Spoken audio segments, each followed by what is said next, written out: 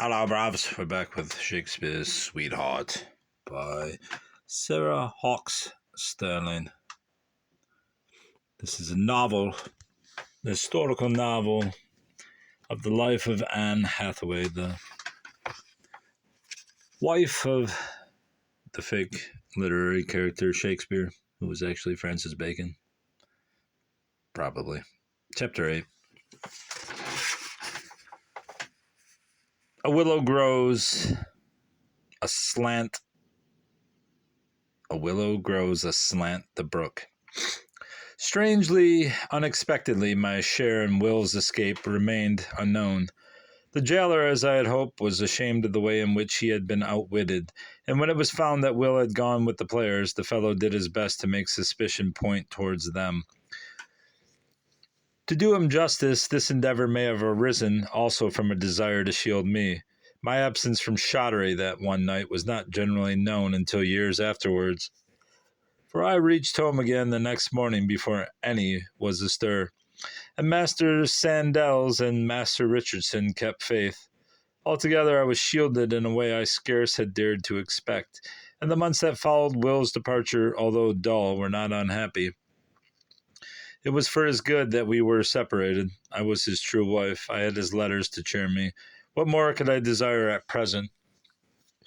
Sir Thomas stormed and raged indeed when he found that his chief prisoner had escaped, but public sentiment was against him, and he dared not go too far. The players were under powerful protection, and he did not wish to meet a rebuff in an attempt to get Will back. So gradually all became calm once more. The other lads were released, one by one, and at last the deer-stealing episode was almost forgotten.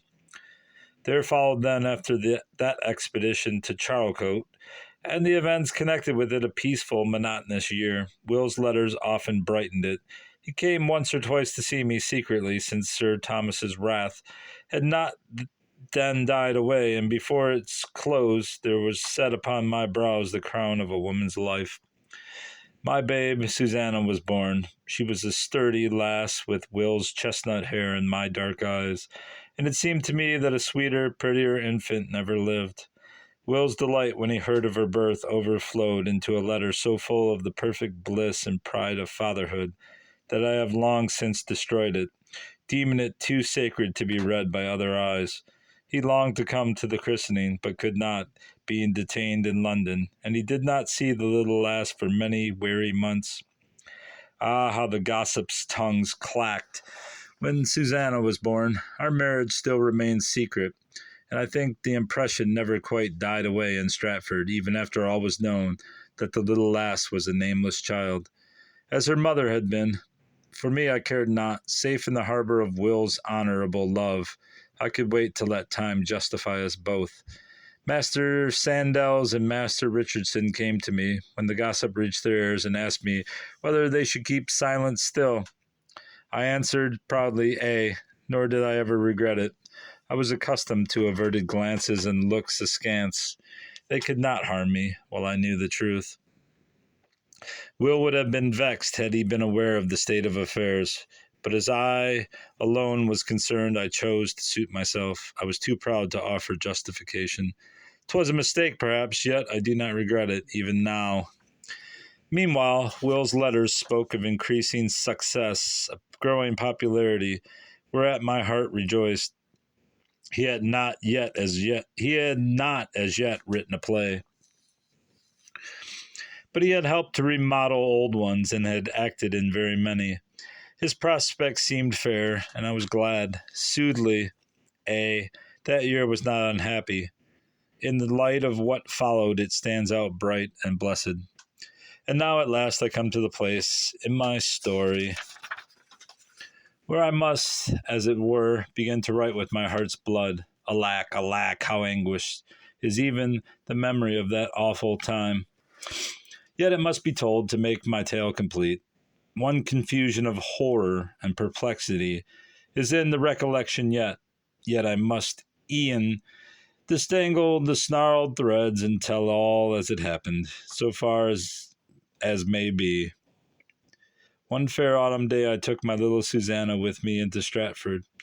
She was now several months old and an adorable babe full of pretty pranks and charming rogueries. I had some message to Mistress Quickly from my grandam, and I took Susanna with me, partly because I could never bear to have her far from my sight, and also because she was a favorite with good Dame Quickly. And there it is. The illustration of a willow grows aslant the brook. As usual, I had a pleasant time with the mistress at the inn, while Susanna was petted and fussed over to her heart's content. Dame Quickly had been a loyal friend to me during the past year, and this kindness I had never forgotten. My business ended at length. I left her, and my babe and I went down for a brief stroll beside the willows on the river's bank before returning to Shottery. Susanna loved the sweeping, graceful trees, and she laughed and crowed and stretched her dimpled hands towards them in high glee. We were very happy. Only Will's presence was needed to make our happiness complete. I told my babe so, talking to her in the fond, foolish way that mothers have. We were seated beside the stream as I said it, Susanna at play on my knees, and as I caught her closer to my heart at the thought of her dear father, behold, I heard his name. Will Shakespeare, said a woman's full, rich voice in a tone of contempt. Will Shakespeare! The words came from a point nearby. I was sitting close to the bank of the stream, quite hidden on each side by the low, sweeping branches of the willows. Cautiously, I crept back a space and peeped around the tree to see who had spoken. These were no Stratford folk who sat there by the Avon, both brave in silks and jewels. Upon the ground the man had spread his yellow satin cloak, and beside it he had half knelt, half reclined. Upon this glowing throne there sat, with regal air, the most beauteous and the most haughty woman my eyes have ever beheld, soothly a queen in seeming. I saw her afterwards many times, and to my memory of her then is doubtless added succeeding recollections. Yet never was her scornful loveliness so vivid and so perfect in my sight as the first time I beheld it. She was very dark, gloriously, ominously dark. Her raven hair was lusterless, a cloudy background to her perfect face. Deep blue were her eyes, of the color that grows black in excitement or in passion. They were almond-shaped and heavily fringed with dark, curling lashes. Her nose was straight, with quivering, scornful nostrils, and no words of mine could convey the haughty sweetness of that mouth, like Cupid's bow, lesbian. Her skin was clear and smooth, and I could see that the rich color mantling upon it was due to no cosmetic. For the rest, her figure was all voluptuous, sweeping curves, set off by the close-fitting crimson taffeta she wore, and the rubies at her throat upon her hands. Her companion I did not note at once. He was in court attire, his colors blue and gold, and he had yellow curling hair and a chestnut beard. So much I saw in a rapid fleeting glance, and then my eyes turned once more in fascination to the wondrous face beside him. As I looked, she spoke again in that strangely rich, melodious voice. Will Shakespeare, she exclaimed again, more petulantly this time, thou dost ring the changes on his name until I am right weary of the sound. Dost think I would stoop to favor a mere player? Her companion shrugged his shoulders and raised his eyebrows. Yet methought he looked at her in somewhat anxious wise. None may dare predict aught about thee, Countess, he said, half mockingly, yet with a singular deference. She gave him a side glance from under her sweeping lashes. Nay, thou didst not foresee, she observed, with a little laugh. Thou didst not foresee, when thou didst present Will Shakespeare to me, that within one short fortnight he would be my slave. I did not hear the others reply to the taunting little speech. The words had gone as a dagger to mine own heart. I started involuntarily as the babe Susanna in my arms opened her mouth to give a frightened cry. I laid my hand fiercely across her lips. At that moment, rather than be discovered before I heard more, methinks I could have stilled forever her baby breath. For an instant, pain and passion made me blind and deaf to all about me. When I could see and hear again, the woman was speaking. For what is life? Will Shakespeare said to me, what is life without love? Love such as you can bestow, madam, and only you. Poor fellow, he pleaded well and seemed passion-shaked indeed. But I, she flung out her white hands with a gesture of abandon, I have sworn that in love matters I shall never be the conquered, but the conqueror. The man sighed and for an instant turned his face thoughtfully towards the gentle stream flowing past so placidly. Only for a second stayed he so, however. No man near that face and figure could gaze long elsewhere than upon them. Thou art playing with a noble heart, madam, he said gravely. She laughed, and the sound was a very ripple of concentrated scorn. Sayest thou so? Well, I know not, my lord William. Soothly, methinks 'tis because his name and thine are the same that thou art so leal a friend to him. But, she leaned towards him with an air of mystery, but knowest thou what gossip I heard the other day? Dame Rumour saith it that my handsome player hath already a sweetheart here in Stratford town. I did not start again, but a shudder ran through me. Who was this woman who had discovered Will's love and mine, and why was she in Stratford now? Kit Marlowe and his cups betrayed the secret, the Countess went on carelessly. Whether the tale be true, I know not, but sooth, if it be so. She came to a long pause, and for the first time her wondrous face was in repose. She sat gazing at the Avon, as he had done a moment since, and her eyes were large and dark. If it be true, she repeated presently, and as she spoke her mocking expression returned, his is no noble soul but that of a false coward, for the tale goes further that there is a child also, and after that he comes, she made a gesture of contempt and abruptly changed her sentence. He is as other men, as thou art, for example. He started at the words and seized her hand beseechingly. She made no attempt to withdraw it, but let it stay passively within his grasp. It was as if she felt so remote from him in spirit that the enforced imprisonment of her hand was a matter of little moment. As other men, he repeated in a voice hoarse with feeling.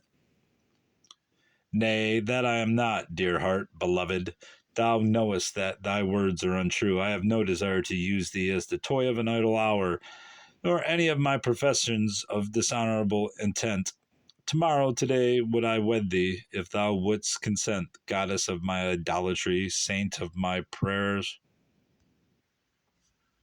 She interrupted him at this point with another short, scornful laugh. Her hand she withdrew from his and patted him on the cheek with a certain contempt. Child, child, thrice a child. Though grown to man's estate, she exclaimed in a voice full of mirth, yet methought also with a hint of pain. No saint am I, nor ever shall be. Even a fond man's blasphemy cannot make me so. Cease raving, William, and let us go back for the horses. My lord of Leicester will miss our presence at Kenilworth. With a face of deep dejection, he offered his hand to assist her to rise. She sprang gracefully to her feet without his aid, and moved to depart, her lithe, supple figure with its perfect curve showing clearly against the green of the meadow. He stooped, lifted the cloak, and threw it carelessly over his arm. One moment, Countess, he said, speaking suddenly, as if unable to restrain himself. Wilt not tell me now why it was thy whim to ride hither? Canst not guess, she answered, and shook her finger at him. Oh, stupid man, being so near, I was curious to behold what kind of town it was in which thy paragon was reared, and moreover, well, I wish to find out whether Kit Marlowe's tale be very sooth, and whether is that weather? No, weather. Jesus, weatherer. Weatherer, and whether time idle may still remain on his pedestal. Come, let us to the inn. The dame there seems a garrulous mistress. We can find out from her what we desire to know. Why dost wish to find out? He said doggedly, still not moving, and my own heart echoed his question. Again she gave him that dangerous side glance from under her long lashes. That, my lord, she observed with a touch of hauteur, that concerns me alone. Wilt go to the inn with me? If not, I will seek it myself. And again she moved a pace or two. He followed her, of course, and they walked slowly away without ever having discovered my presence. I watched them until the last glimpse of blue and crimson had vanished from my sight. Then I turned and, clutching my child to my breast, gazed out tragically at the placid Avon. Susanna had fallen asleep. How long I stood thus, what mad thoughts of a swift death beneath the smiling water tormented me, I can scarce say. My mind was in a turmoil. My next clear recollection is of sinking to the ground and bursting into a passion of tears. My child awoke and cried also. And so we crouched and sobbed there by the willows, a forlorn pair enough, while the autumn leaves fell softly about us. Heedless of the flight of time and my dumb misery, I know not how long it was before I saw the twilight beginning to descend. I welcomed the darkness as a friend. A few hours since, I would have dreaded traversing the road to Shottery alone at night. Now, the dusk would serve as a mask to screen my distress from curious eyes. By this time, the haughty countess and her attendant knight would have satisfied their curiosity. They would know me for what I was, forlorn and deserted. My tears were gone now. I was past weeping. With a long sigh, I lifted Susanna to my bosom. Come, Sue, come, little one, I said aloud, and wearily I noted the dull sadness of my voice. We must home to Grandam, our only friend now, sweeting, our only friend. Thy father is dead, my baby, dead, and he never saw thee, and thy mother's heart is broken, little love. Broken, broken. Goodbye. Goodbye.